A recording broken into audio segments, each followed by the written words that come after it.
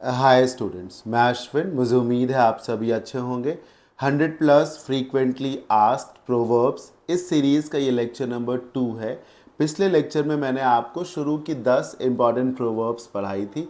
आज हम इसी के आगे 11 से लेकर 20 तक जो 10 और इम्पॉर्टेंट प्रोवर्ब्स हैं उन्हें पढ़ेंगे। आइए क्लास को शुरू करते हैं। स्क्रीन पे आपको दो प्रोवर्ब्स दिख रही हैं, 11 एंड 12। आइए इन्हें पढ़ते हैं। A stitch in time saves nine, and as you sow, so shall you reap. A stitch in time saves nine का मीनिंग पढ़ते हैं। It is better to deal with problems immediately than letting them become bigger.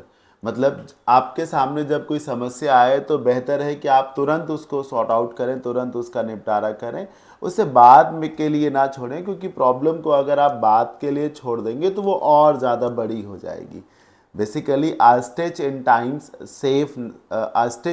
saves nine का मतलब है one has to be prompt in one's actions. आदमी को बहुत फुर्तीला होना चाहिए, मतलब तुरंत एक्शन लेना चाहिए, तुरंत जो है सॉर्ट आउट करने की कोशिश करनी चाहिए जैसे ही कोई प्रॉब्लम होती है।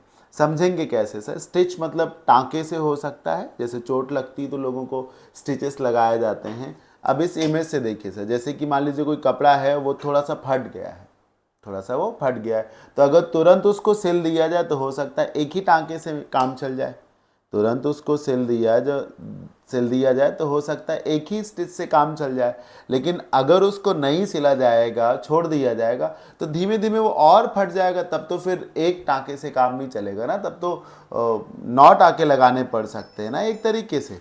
तो अगर आप तुरंत ही टाका लगा देंगे तो थोड़े से ही काम चल जाएगा, और अगर आप नहीं ऐसा करेंगे तो धीमे धीमे वो और बढ़ेगा।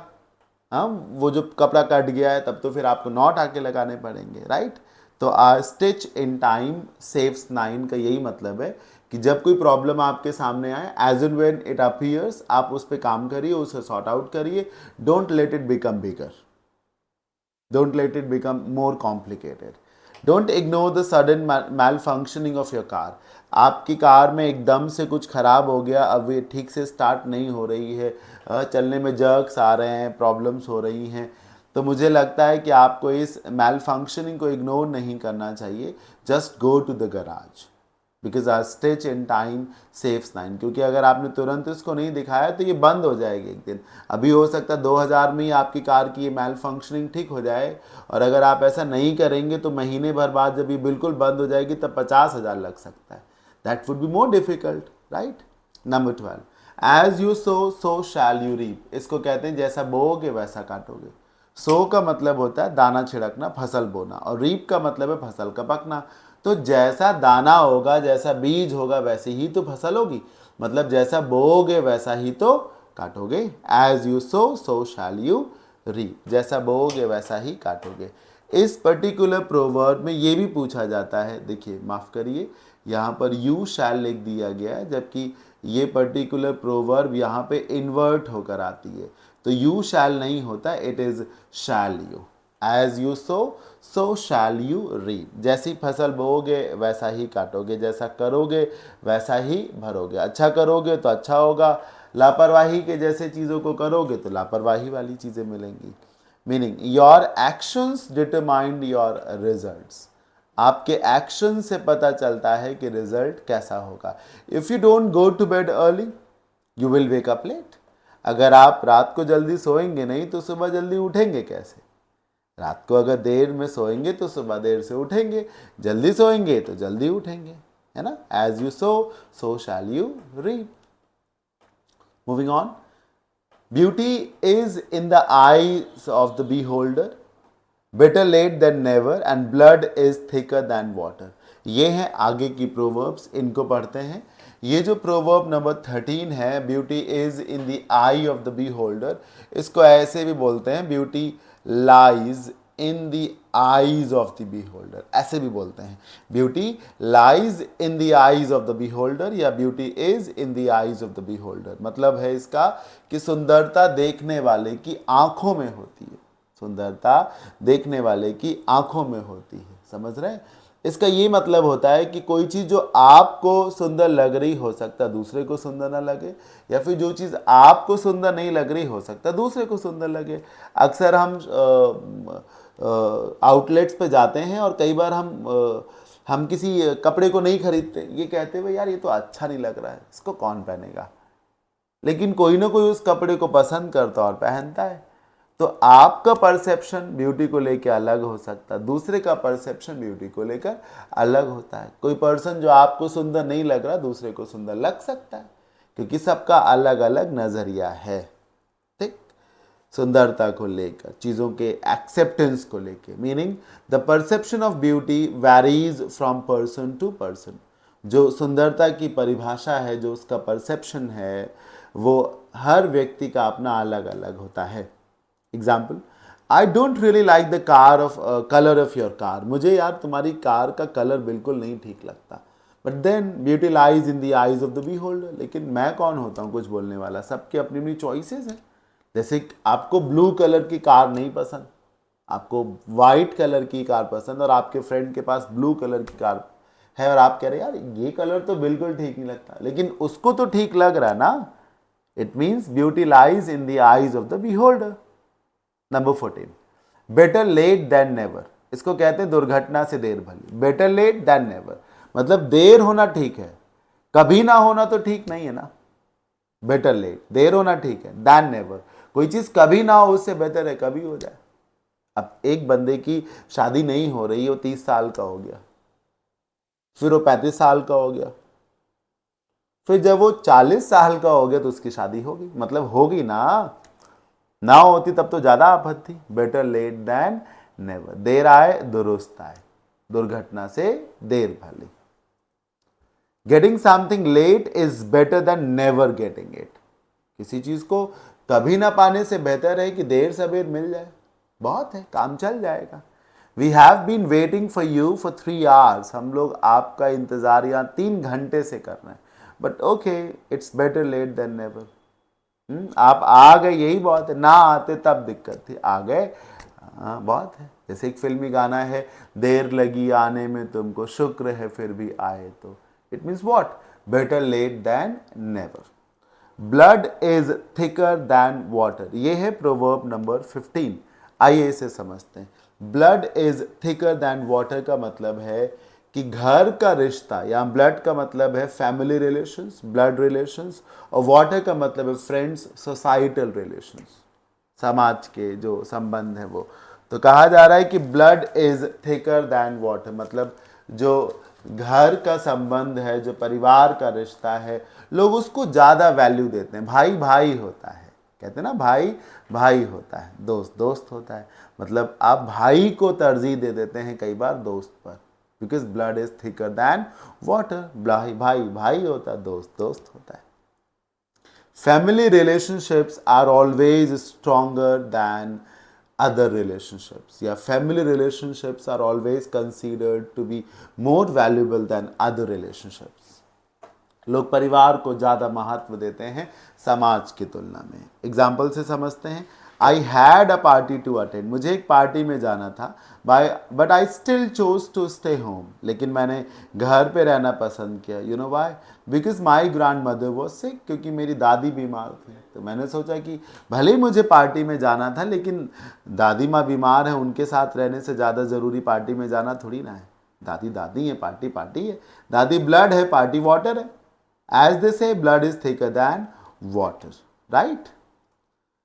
When in Rome, do as the Romans do, and don't count your chickens before they hatch, and don't judge a book by its cover। ये है Proverbs नंबर 16, 17 and 18।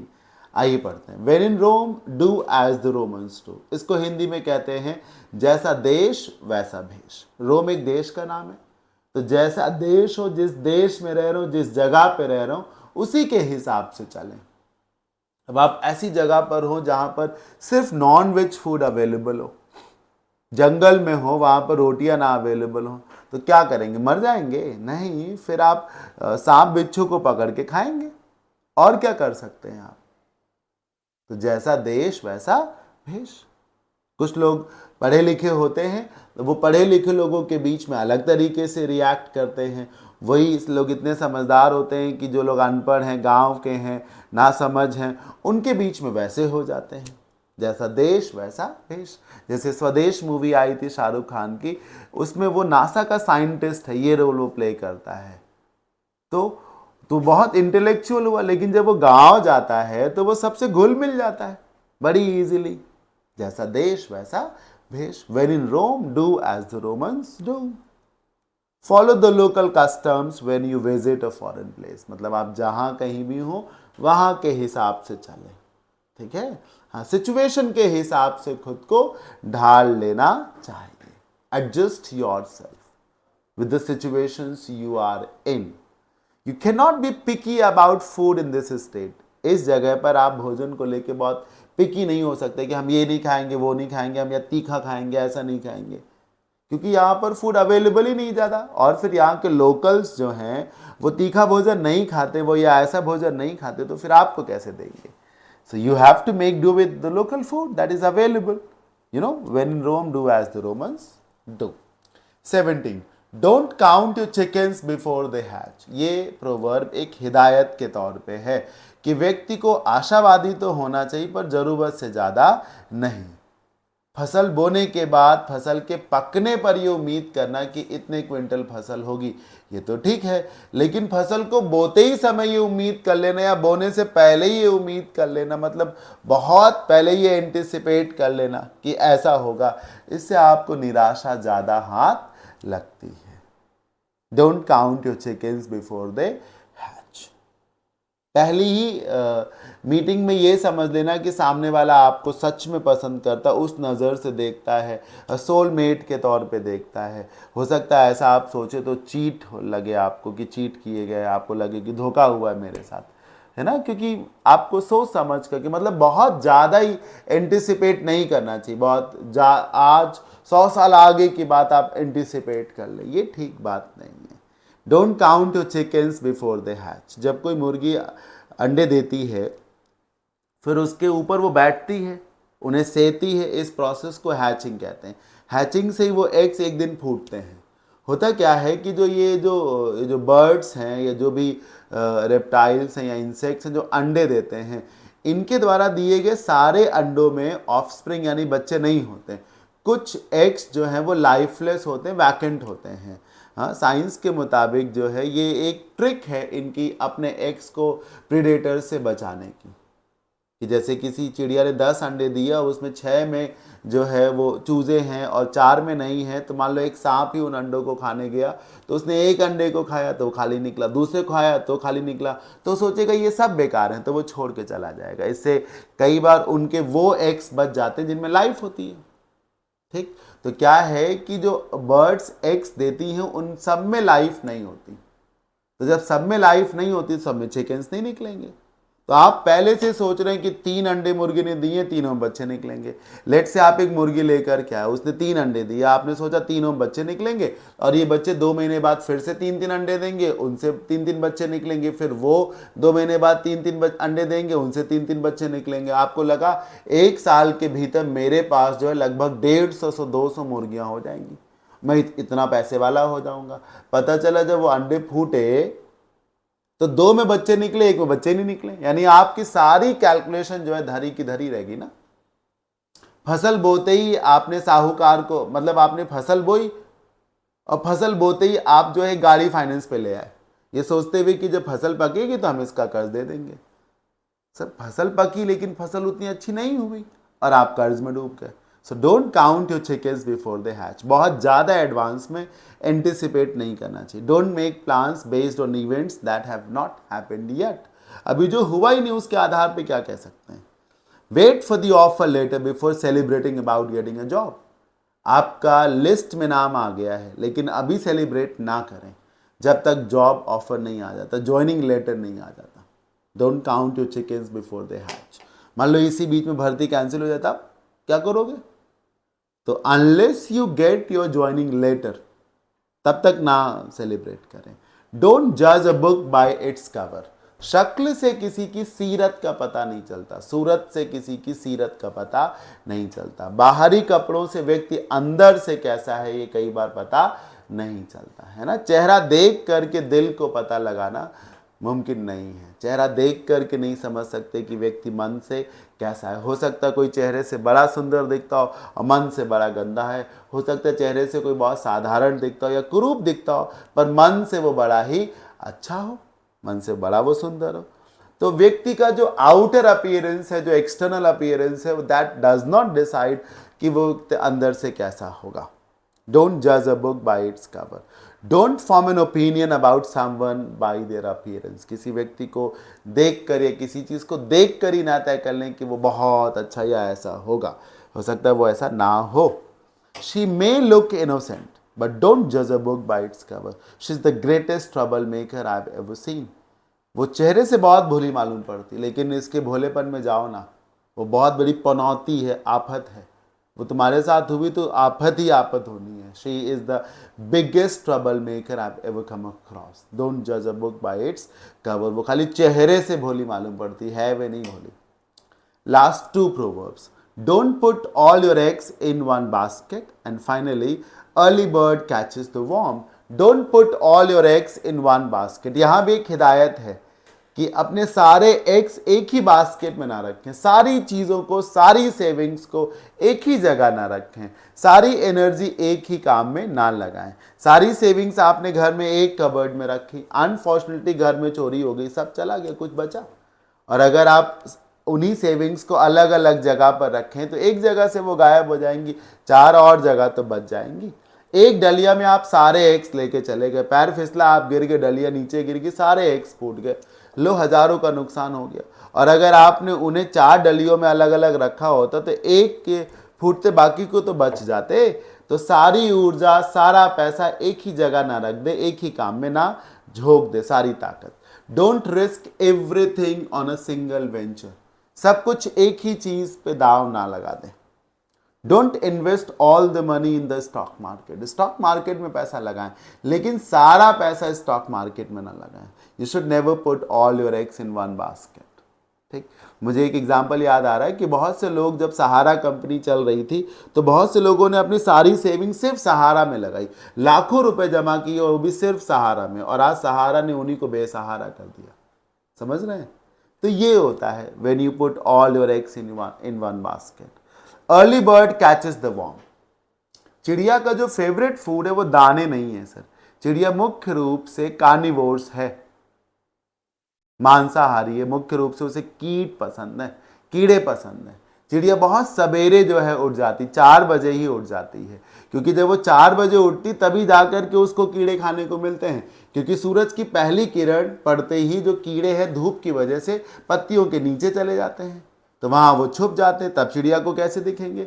जब कीड़ा ऊपर है तब तो चिड़िया को दिखेगा। तो चिड़िया को कीड़ा तभी खाने को मिलेगा जब वो समय पर कहीं पहुंचेगी। अगर वो लेट पहुंचती है तब तो कीड़े या तो दूसरी चिड़िया खा जाएगी, या तो फिर जो कीड़े हैं धूप के चलते अपने आप को सेव कर लेंगे। फिर तो कोई बेनिफिट नहीं निकला। मतलब you have to be on time. अगर आप समय पर पहुंचेंगे कहीं पर तभी आपको वो चीज़ मिलेगी जो आप चाहते हैं। जैसे अक्सर पार्टीज में जब खाना शुरू होता है तो अक्सर लोगों को देखिए वो शुरू में खाना पसंद करते, ये सोचते हुए कि प्लेट साफ होंगी, जगह साफ होगी और फिर खाना पूरा का पूरा मिलेगा। वरना बहुत से लोग जब खाना शुरू में 2-2.5 घंटे हो चुके होते हैं तब पहुंचते तो पता चला कहीं पे मिक्स वेज नहीं है, या पनीर है तो पनीर में पनीर ही नहीं है, ग्रेवी है बस खाली। It means what? फिर तो आपको आधी अधूरी चीज़ें मिलेंगी ना। So you should be on time, तभी आपको बेस्ट मिलेगा। पढ़िए, one who arrives first gate the best chance at success. जो शुरू में पहुंचता है उसको सबसे ज़्यादा अच्छी चीज़ मिलती है। We should go early to the boutique on the day of their sale to get the best stuff. आज सेल है वहां पर, तो हमें सुबह सुबह ही पहुंच जाना चाहिए, क्योंकि अगर हम दिन में जाएंगे या शाम को जाएंगे तब तो अच्छी चीजें बिक चुकी होंगी ना। सेल है, ऑफर है। The early bird catches the worm. समय पर पहुंची तभी इसका बेनिफिट है। राइट? मुझे उम्मीद है आप सभी को समझ में आ गई होंगी आज की सारी फ्रेजेस, सारी प्रोवर्ब्स। कैसा लगा ये सेशन मुझे ज़रूर बताइएगा। Thank you so much.